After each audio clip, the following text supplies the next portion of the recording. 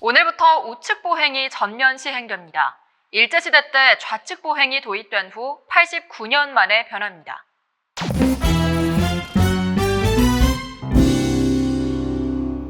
여러분들은 복도를 걸을 때 왼쪽, 오른쪽 어느 쪽으로 걸으시나요? 또 에스컬레이터를 타거나 계단을 오를 때는 어느 쪽을 이용하시나요? 아마 대부분의 사람들이 오른쪽이라고 대답할 것입니다. 하지만 우측 보행이 생활 속에 자리를 잡게 된 것은 불과 10여 년밖에 되지 않았는데요. 2010년 7월 1일은 89년 만에 좌측 보행에서 우측 보행으로의 변화가 있었던 첫날이었습니다. 어릴 때부터 좌측으로 다니라고 교육을 받아와서인지 다들 혼란스러운 모습이었습니다. 우측 보행을 하는 사람들과 좌측 보행을 하는 사람들이 횡단보도에서 뒤엉켰죠. 그렇다면 정부는 89년간 지켜오던 좌측 보행을 왜 우측 보행으로 바꾸게 된 걸까요? 사실 우리나라는 원래 좌측 보행이 아닌 우측 보행을 했습니다. 대한제국 때 고종 황제가 1903년에 우리나라 최초의 자동차인 황제 전용어차를 들여오면서 보행자와 차만은 우측 통행하도록 했는데요. 그러던 것이 일제강점기인 1921년에 조선총독부가 일본의 방식을 따라서 차와 사람 모두 좌측 통행하도록 바꿨습니다. 일본인들은 왜 좌측 통행을 원칙으로 삼았을까요? 이에 대해서는 사무라이의 보행 관습과 연계해서 설명하는 설이 지배적입니다. 사무라이는 보통 왼쪽 옆구리에 칼을 차고 다녔습니다. 그래서 오른쪽으로 걸을 경우 마주오는 사무라이의 칼과 자신의 칼이 부딪히기 쉬웠죠. 이때 발생할 수 있는 불필요한 싸움을 피하기 위해 좌측으로 보행하게 된 것인데요. 일제는 이런 보행 관습을 우리나라에도 강요한 것입니다.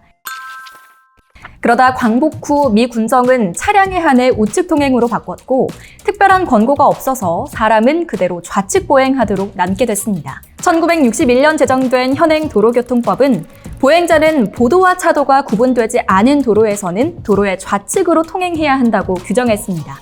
이 규정이 학교 교육과 공공기관의 홍보를 통해 일상생활에 확대 적용돼 관습으로 굳어졌죠.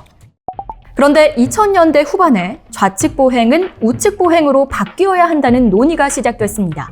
그렇게 정부는 2009년부터 우측 보행을 시범 운영하다가 2010년 7월부터 공식적으로 우측 보행을 청령했습니다. 2010년 6월 30일자 신문에는 다음과 같은 기사가 나왔죠. 1일부터 우측 보행이 본격 시행된다. 정부는 보행 편의와 국제 관행 등에 따라 지난해 10월부터 시범 시행해온 우측 보행을 7월 1일부터 공식 시행한다고 30일 밝혔다. 우측 보행은 일제강점기인 1921년 조선총독부가 보행자를 좌측 통행하도록 규정한 후 89년 만이다. 그렇다면 왜 갑자기 우측 보행으로의 변화의 바람이 불게 된 걸까요? 당시 우측 보행 국민운동본부 황덕수 본부장은 국민 대다수가 오른손잡이라는 점을 감안한다면 좌측 보행은 인간의 행동 특성과 어긋난다고 주장했습니다. 오른손잡이는 왼쪽 다리를 중심축으로 삼고 오른쪽 다리에 활동성을 부여하기 때문에 우측 보행이 편리할 수밖에 없다는 것인데요. 따라서 좌우로 이동할 때는 오른쪽 방향으로, 원형이나 곡선으로 운동할 때는 시계 반대 방향으로 움직이는 경향이 있습니다. 또 황 본부장은 좌측 보행은 오른손잡이에게 왼손만 쓰라고 강요하는 것과 같다며 오른손잡이는 오른쪽 방향으로 걷는 게 자연스럽다고 강조했습니다. 실제로 일상생활에서 오른쪽을 선호하는 경향을 자주 볼 수 있는데요. 운동장 트랙을 도는 대다수 경기는 시계의 반대 방향으로 돌게 돼 있습니다. 그리고 등산을 할 때도 마주오는 상대에게 길을 양보할 경우 보통 오른쪽으로 움직이죠. 노약자가 산이나 계단을 오를 때도 오른쪽 난간을 짚을 때가 많습니다. 박물관이나 전시장에서도 관람객은 우측 방향으로 나아가며 작품을 감상합니다. 빌딩의 회전문이나 지하철의 개찰구 등도 우측 방향으로 설치돼 있죠. 물건을 살 때도 마찬가지입니다. 유통 전문가에 따르면 대형 마트에서도 이동 통로의 오른쪽에 진열된 상품이 잘 팔린다고 하는데요. 이는 구매자의 시선이 우측으로 먼저 가는 데다 제품도 오른손으로 짚으려고 하기 때문입니다. 이 밖에도 가스레인지의 점화 스위치, 냉장고의 문, 싱크대의 수도 모두 오른쪽에서 이용하기 편합니다. 또 차량이 우측 통행을 하는 나라 중 사람이 왼쪽으로 걷는 나라는 우리나라뿐이었습니다. 미국, 캐나다, 중국 등 대부분 나라는 차량과 사람 모두 우측 통행을 하는데요.